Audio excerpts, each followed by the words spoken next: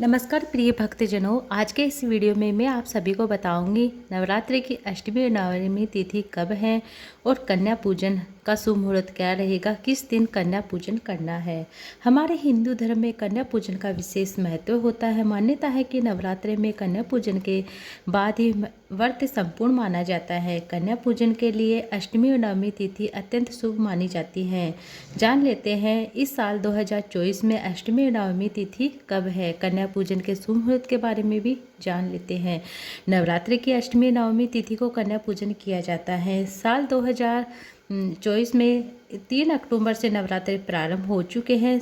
श्राद्ध नवरात्रि की अष्टमी तिथि और महाअष्टमी नवमी को महानवमी कहा जाता है। इस दिन माँ दुर्गा के 8वें स्वरूप माँ महागौरी और नवमी को माँ सिद्धिदात्री की पूजा की जाती है। अष्टमी नवमी दोनों तिथियां विशेष होती है। कन्या पूजन अत्यंत शुभदायी माना जाता है। इस दिन करने पर मान्यता है कि कन्या पूजन के बाद ही नवरात्रि पूर्ण होते हैं, व्रत पूर्ण होते हैं।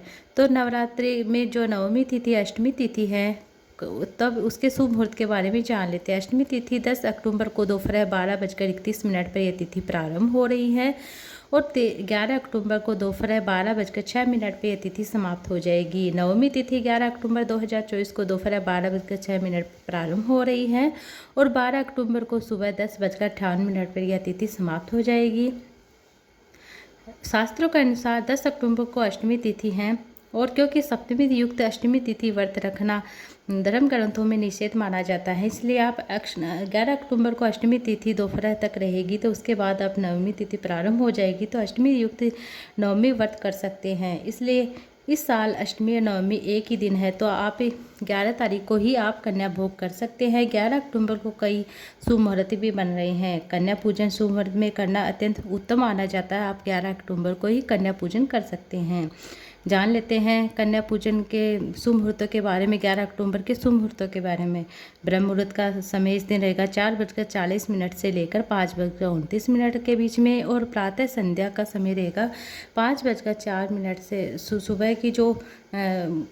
सुबह का जो शुभ मुहूर्त रहेगा वह 5:04 से लेकर 6:19 के बीच में और अभिजीत मुहूर्त रहेगा 11:43 के से लेकर 12:30 तक और विजय मुहूर्त रहेगा 2 बजे से लेकर 2:49 के बीच में। गोधूली बेला का समय इस दिन रहेगा 5:55 से लेकर शाम को 6:19 के बीच में। संध्या काल जो प्रदोष काल का समय होता है वह 5:55 से लेकर 7:09 के बीच में रहेगा।